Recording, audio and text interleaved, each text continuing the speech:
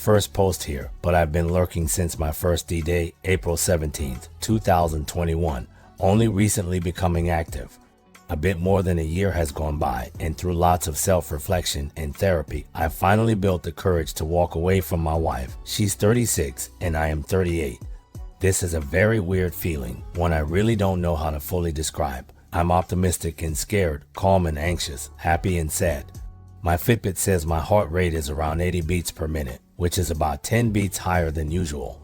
So I decided to write this here as a reminder to myself not to give in. I thought making a list of all the shitty things I've had to deal with over the 13 years we've been together, married for almost 8, might keep me on track to follow through with the divorce if I get weak in the future at any point.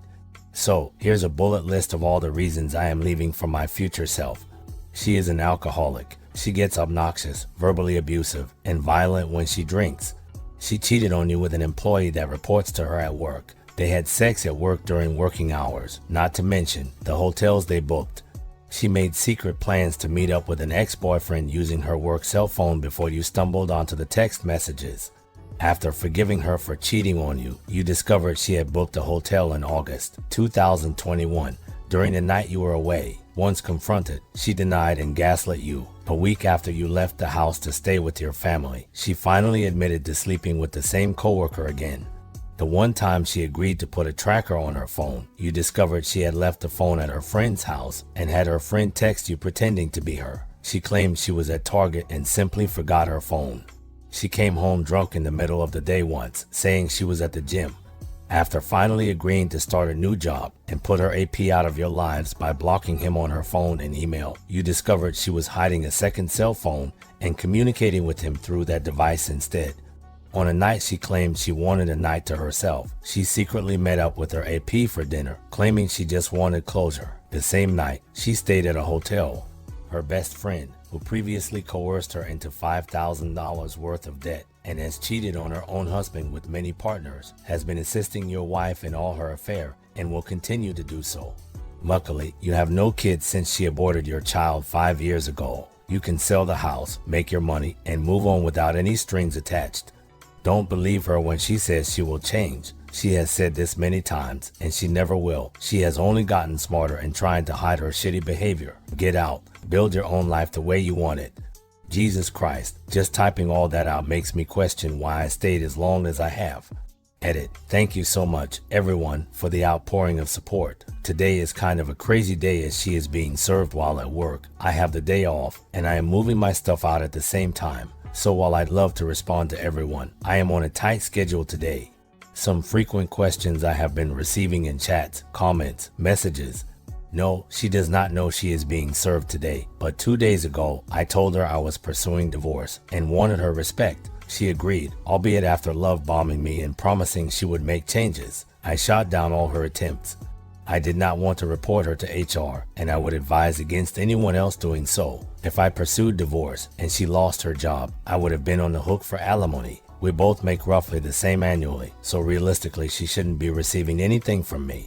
Pasting a comment I left to someone in the comments section to explain why I did not leave after so much. It's not easy to walk away after you've built so much with one person.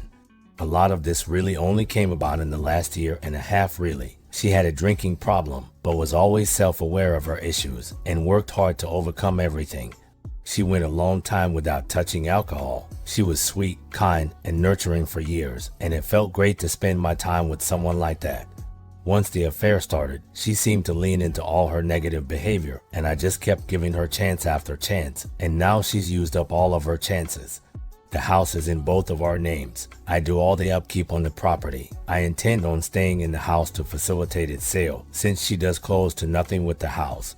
If she chooses to stay, legally I cannot kick her out, so going full no contact, while ideal, might be tough to do. I am moving my stuff to my father's house today, so I can bail and stay there if all fails. Hello everyone, once again, thank you so much for the encouragement after my last post detailing the reasons why I finally decided to leave my wife. She's 36 and I am 38.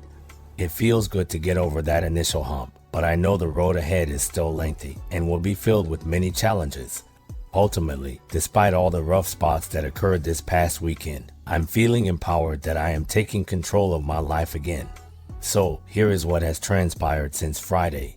She comes home from work visibly upset and unstable, but trying her best to pretend that nothing happened. She denied ever being served the papers and took note of things of mine that were missing and noted the kitty carrier out. She demanded I put everything back, put the kitty carrier away, that she was going out with a friend, and that I had better be home when she gets home. After she left, I packed up the car and went to my father's house. I did not feel safe with her the way she was acting. The Ring doorbell captured her returning home a little after 10 p.m. Then around 11:30 p.m., it captured her again in one of the strangest and most unsettling ways I have ever seen my wife behave. She walked out the front door and stood in the driveway for a moment, then began dancing and singing the chorus of "The Boy Is Mine" by Brandy and Monica. After singing the chorus of the song and a couple more verses, she walked back up the front stoop and tried to tear the Ring doorbell out, but she was unsuccessful and walked back into the house. She was obviously drunk, and I was very satisfied with my decision to leave the house and stay at my father's. I have saved the video and sent it to my attorney. The next morning, her friend picked her up at 5 in the morning as they had plans for a day trip to shop at the outlets. I went home and investigated the house. Luckily, everything seemed all right and nothing was damaged by her. She came home in the early evening and still pretended that everything was all right, and she was never served any papers. I ignored her and stayed to myself on the couch. Eventually, she came and sat down, admitted to receiving the papers, then unleashed a number of different tactics on me to get me to drop the divorce. She threatened, mocked, begged, negotiated, pleaded, love-bombed, and guilted me over the course of 2 to 3 hours, discussing everything. I held firm, laid out my case that I was unhappy, and wanted out, that I was tired of being abused by her, lied to, and emotionally tortured. Surprisingly, she admitted to enjoying treating me the way she has, as every time I stayed with her and endured, it evidently showed her how much I loved her. I quickly pointed out the dysfunction in that, which she brushed off as being just the way she is, and asserting that she will never sign any divorce papers. Things have calmed down. There's obvious tension in the house still, but we are coexisting and keeping things cordial. My attorney has advised that she has seen this plenty of times in her years of being a divorce attorney, and once all her tactics fail and she realizes that the divorce is not going to stop, she will turn to rage and go on the attack, so I'm preparing for that next. This is certainly the start of a very long battle, I'm sure. But I keep thinking of the goal at the end of all this, me on my own, and self-sufficient in my own place, not being tormented any longer. I absolutely cannot wait for that day.